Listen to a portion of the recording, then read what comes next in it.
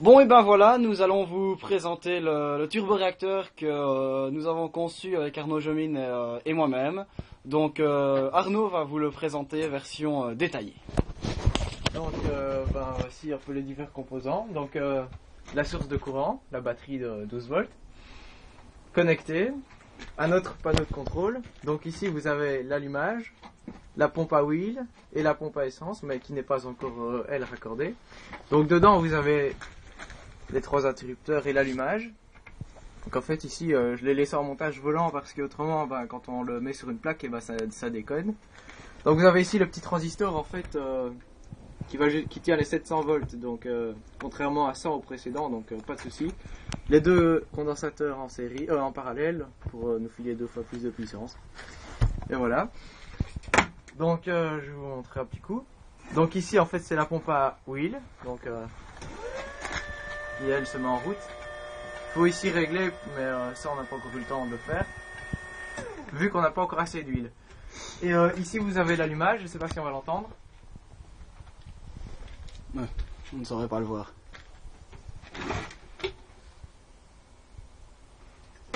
Bon évidemment il y a une crasse dessus, donc Notre cher compère monte sur l'établi pour pouvoir vérifier la crasse que nous avons.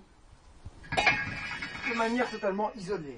De manière totalement isolée, car c'est encore... Allez, pousse un peu sur le bouton. C'est sûrement chargé.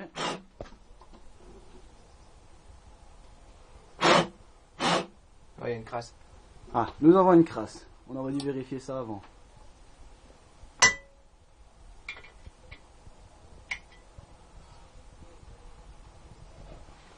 Vas-y.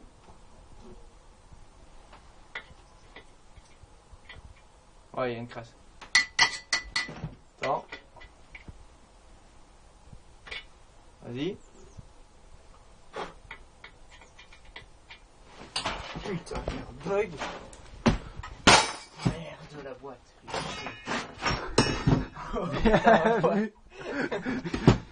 On précise, ce petit fou rire vient du fait qu'Arnaud vient d'exploser la boîte à mèche. Ne mets pas de jus dessus, hein, j'ai mes doigts là. Non, non, t'inquiète, je veux pas de jus. Je sais bien que ça peut être comique, mais... Vas-y. Bon, nous avons un peu de courant qui parvient ici, mais on... Bon bah, c'est pas grave, c'est pas grave. Le principe est que ça doit faire des gros pétards pour pouvoir allumer le reste. Alors, on réglera ça après. le reste, quel est le reste, Arnaud? Donc le turbo et la pompe à essence. Donc ici la pompe à essence, je vous explique. Donc on a monté un petit châssis sur avec une grosse foreuse qui fait tourner une pompe de direction assistée ici. Donc l'entrée et la sortie avec le manomètre pour nous indiquer la pression. Donc je vais vous montrer, elle n'est pas encore branchée au tableau de contrôle, donc dès qu'on la branche ici, elle se met à tourner un petit peu au ralenti. Donc ça c'est le minimum, et ici on a une roulette pour la faire augmenter. Donc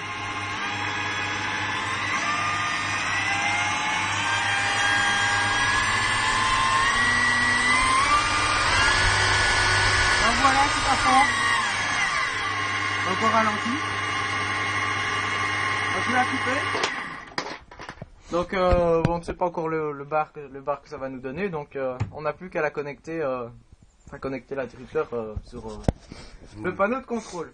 Donc ici vous avez le turbo, donc avec les arrivées électriques ici, donc l'huile et l'allumage, donc qui parvient ici à la bougie. Donc attends, je sais pas, essayer un peu de filmer dedans peut-être. Je sais pas si on voit. J'irai le film après.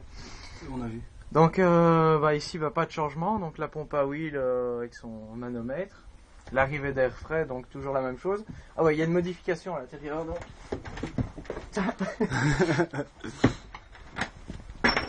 Donc la modification c'est ici donc que j'ai mis une petite patte pour diriger l'air, pour ne pas faire que la flamme se fasse souffler à cause de l'arrivée d'air frais, pour ne pas que ça arrive directement dessus.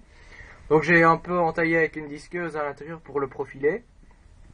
Donc ici vous avez la bougie haute tension qui arrive directement dans le tube de flamme en fait. Donc j'ai fait un gros trou, donc elle parvient juste dans le trou du gicleur en fait. Voilà. Donc en fait, ah oui, à propos du tube de flamme, donc je vais descendre. Donc ici l'arrivée d'air frais arrive là. Donc en fait j'ai taillé... Tiens, ouais, prends-le. Avec la disqueuse ici, j'ai taillé toutes des rainures pour essayer de canaliser en fait l'air. C'est joli, hein? Ça fait tuning. Ouais, donc ici le fameux trou. Nos fameux 500 trous en tout sur 4 faces. Qui nous ont pas fait rigoler. Absolument pas. Et petit bémol ici dans les trous pour fixer le gicleur. Donc en fait on a fait le trou un peu trop décalé, donc il était hors de la chambre de combustion. Donc on a dû le reboucher, mais c'est pas facile en fait. Et on en a fait un autre juste à côté. Donc voilà. Ah oui, aussi ce que j'ai dû faire,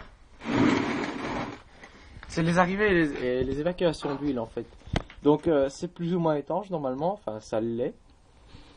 Donc on testera ça avec la pression. Soyons optimistes. Voilà. Donc ici la pâte à pot d'échappement qu'on a mis en guise de joint entre le turbo et la chambre. Ouais. Le châssis qui est vachement laid. Ah, pas en orange, on se demande bien qui a eu l'idée. Ah non, on n'avait plus trop le choix. On avait plus de bleu. Ouais. Car voici notre ancien turbo, enfin notre nouveau turbo, pardon. Notre nouveau turbo et le reste de l'ancien qui se situe juste là au-dessus. Voilà. Ah oui, attends. Donc voilà, la deuxième pompe à huile, donc c'est la même que celle-là.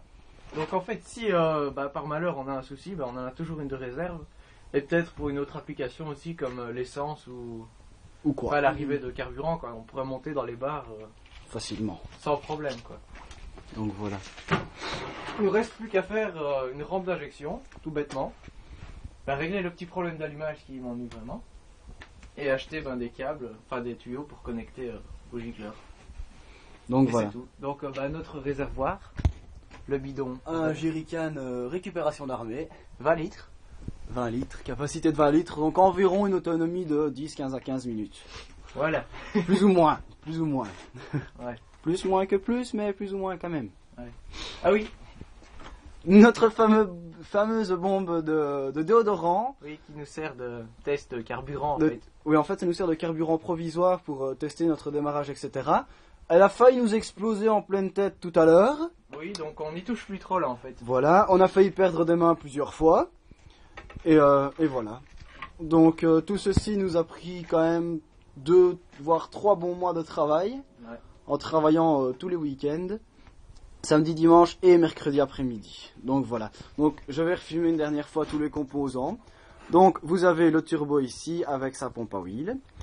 L'arrivée d'essence, donc la foreuse qui déclenche une pompe de direction assistée mécanique, car on n'en avait pas d'électrique.